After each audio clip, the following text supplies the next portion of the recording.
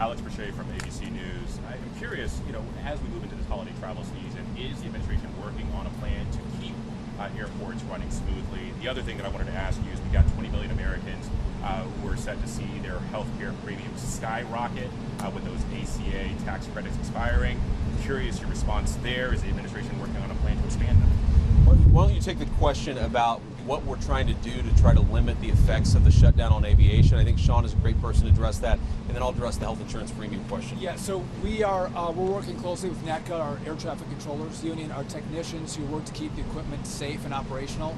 I know Christy's working with TSA, so we are doing all we can to partner with and talk to our government employees who make this system run smoothly. But we can only ask so much. And I, as a guy who had a lot of kids and didn't make a lot of money early in my life, I know the pressure that these families are under. And by the way, think when these families go home, the fights that are had over the fact that you don't have money for basketball this season, the family strife that happens because they don't have money coming in the door is very, very real. So we are doing all we can to work with our partners to keep things running smoothly. But in the end, we can only go so far. And if I could just, before I turn it over, I love that you guys are asking us questions about what we can do to make this less painful. There's an easy, painless solution. Pass a clean CR.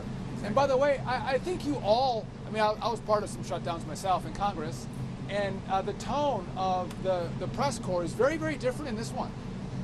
You were rabid against Republicans who voted not to open the government up, and it seems like everyone is so docile. And so, what is the president going to do to alleviate the pain? I'm out of the mall. Anyone can go see the World War II Museum. They can all go see the Vietnam Memorial. Again, we didn't close those down.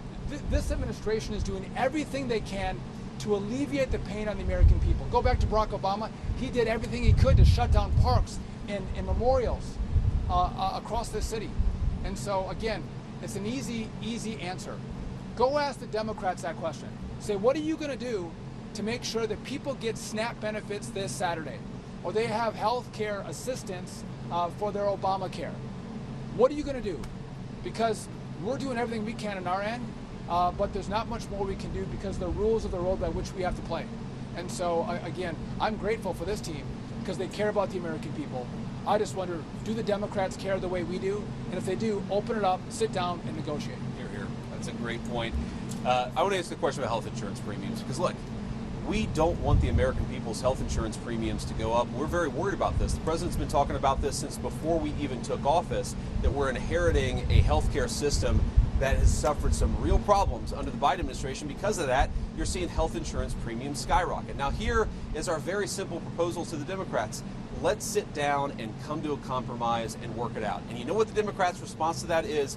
Give us everything we want or we're going to shut down the government and keep it shut down. That is not reasonable behavior. That's not how you do compromise in this town. That is the way that the Democrats have operated. They are trying to take a hostage, and we can't reward that behavior.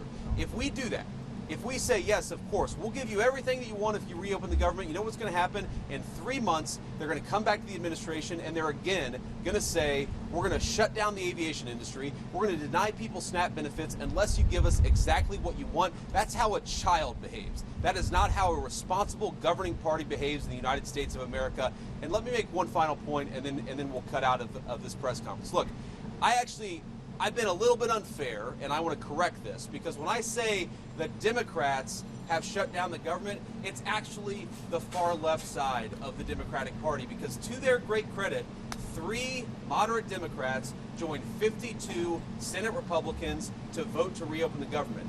We need 5 more reasonable Democrats to put the American people first and reopen the government. That's all that we're asking. Let's talk about health care policy. Let's make sure that we ensure that Americans' health insurance premiums don't go up. We want that, and we're willing to work with people for it, but they've got to reopen the government first. Sean came from a background not that dissimilar from mine. Sean O'Brien came from a background not that dissimilar from mine. There are moms and dads who are fighting right now because they're worried about not being able to pay the credit card bill and the mortgage bill. There are parents who have to look their kids in the eye and say, you know what, we're not going to do football this year. We're not going to do basketball this year because I can't pay for it because the federal government is shut down and I'm not getting a paycheck.